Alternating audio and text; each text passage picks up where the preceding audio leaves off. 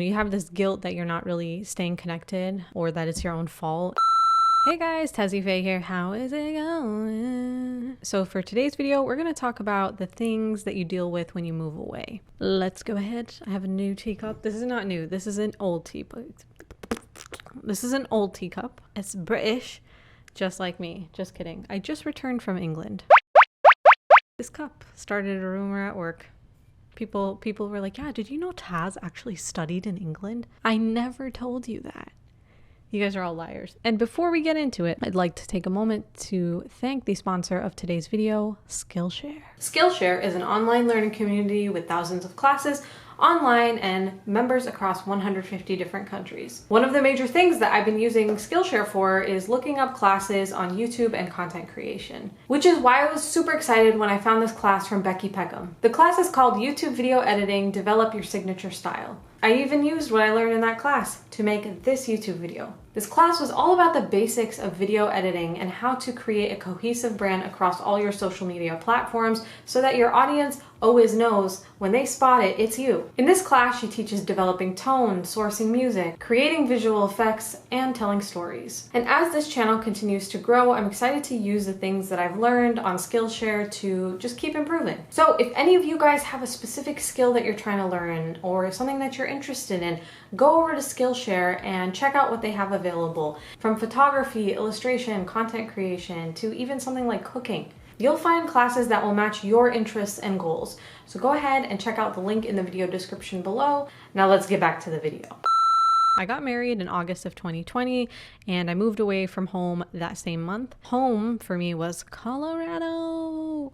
And I moved to the great state of Texas. There's going to be no Texas slander here, but in my real life, oh my God, I hate Texas. It's okay. It goes like this. Like, I want to tell you that it gets better, but but there were a lot of ups and downs over the course of 2 years. I learned a lot. I learned a lot about what it's like to move away. Now, I come from the US where a lot of people actually move out at the age of 18. I think this is probably shifting because of the economics of the world. I shaved a lot of money staying at home. Did I deteriorate my other things that have no price on it?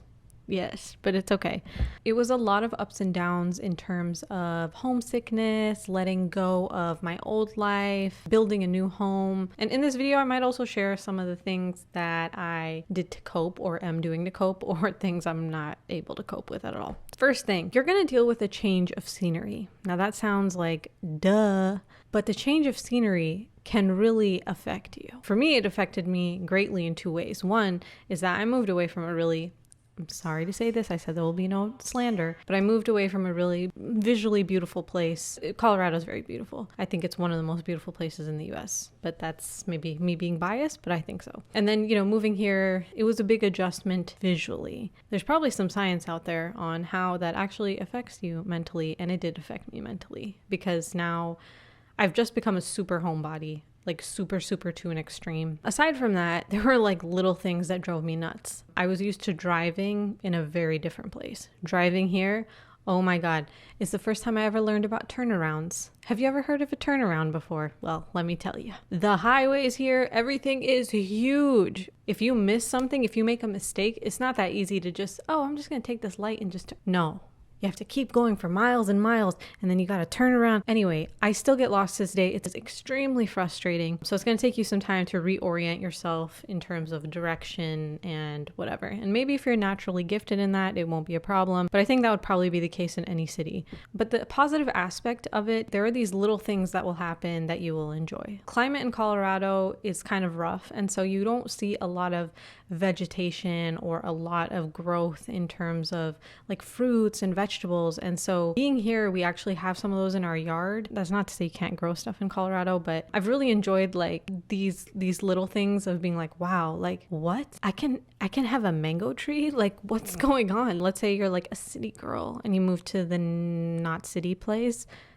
You may be enjoying all the space that you're getting. There's always trade-offs. The other thing that happens when you move, you're forced to see things in a new light. You have change in perspective. And sometimes that can be kind of messy. For me, moving here, it was a culture shift. So I really had to challenge some of the things that I believed to be true in my old life. I kind of think about my own parents, like, okay, when they moved to the US, they had their own culture and their own systems and things that everyone around them accepted.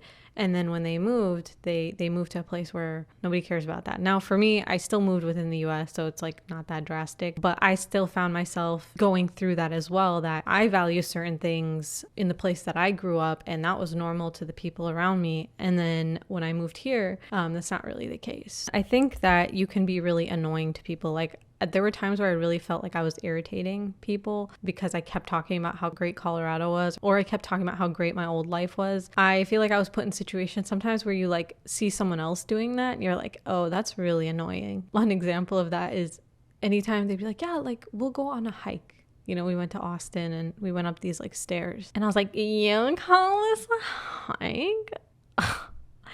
And then someone else did that to me about something else. And I was like, you know what? Okay, got it. That's really annoying. Let me not do that to people. I do feel like, although I'm not fully like, yeah, I see why you are the way you are and I want to be like that too. It's kind of more, I understand why you feel this way. I understand why you live this way. I understand why you value what you do.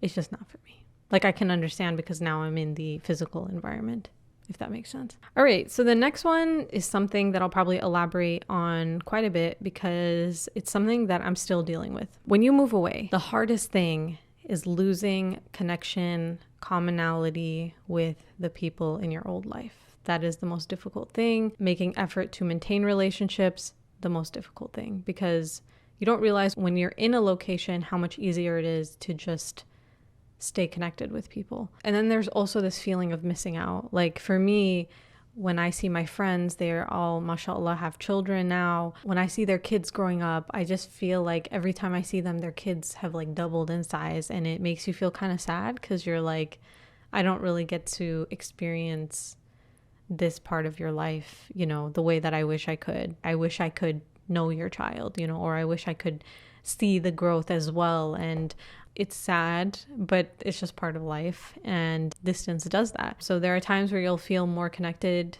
to your loved ones, and then there's times where you'll feel like you all are kind of just living in two different dimensions, or you'll be so consumed in your own life, which you could do in the same location as well. But that for me, I think, has been the hardest.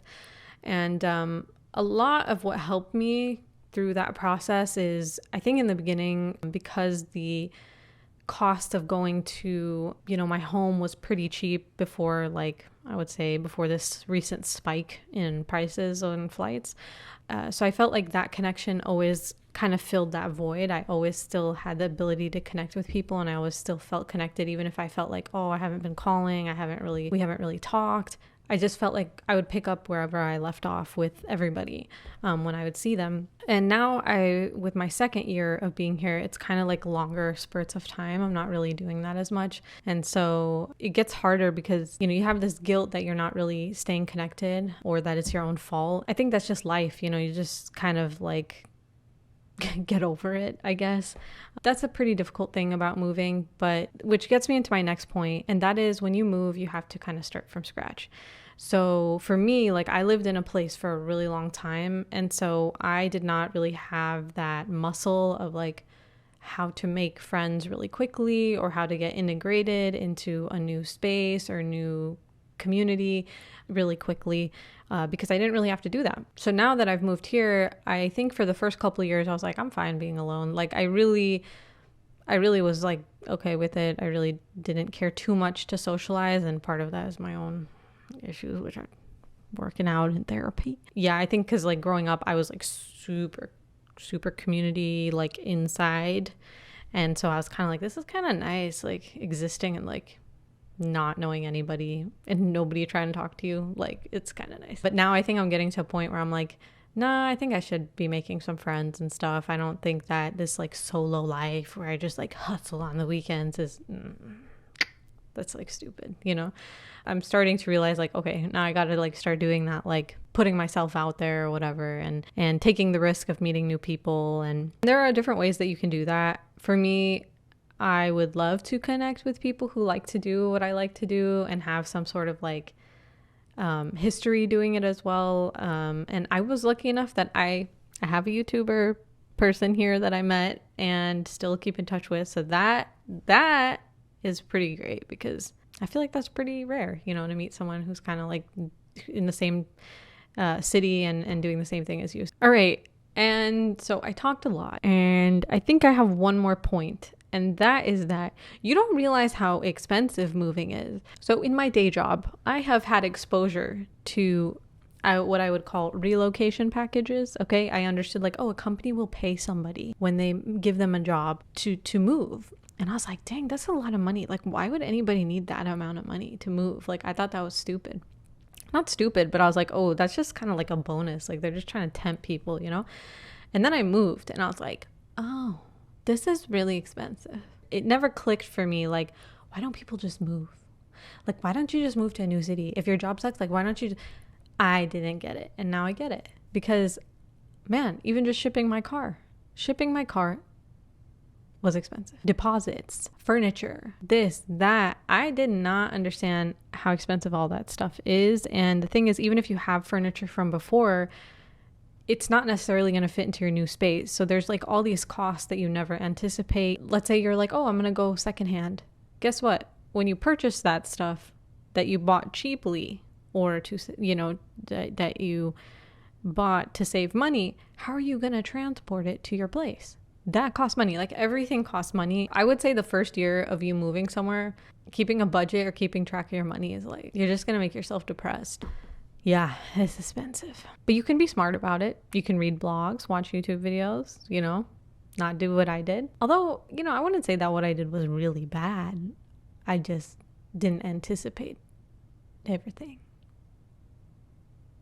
So if any of you out there are moving to a new city, or you just moved and you're going through homesickness and all these challenges, just know you'll get through it. You know, you are kind of trading problems for new problems, old problems for new problems. However, you know, it could be great. It could be great. You just got to put yourself out there. You know, if you're feeling really homesick, just, you know, use technology. If you have the ability to have people visit you, if you have the financial ability to go visit, I think that also helps in transitioning to a new spot. And ultimately, you know, you don't also have to force well, maybe you do, like me. Ultimately, you don't have to force yourself to like a place, but like, you know, just go in with the mindset that, you know, you might not be there forever. And if you really hate it, okay, I'm like seeming like I'm like, oh my God, this is not the worst place in the world. It's not. But I go through like this, like I'm like, oh, I kind of like it. I kind of like it. I do not like it. Okay, it's okay. I like it. It's nice. Oh my God, I hate, you know, like I kind of go through that. Like, so ask me again in like 10 years. I don't want to be here for 10 years. Okay. Anyway, thank you guys so much for watching. I hope you guys enjoyed the video. Hope it was helpful, even just to hear somebody just talk nonsense. And let me know in the comments below if any of you have moved recently or have gone through this and what you did to cope. If you have tips for anybody else out there, leave them down below.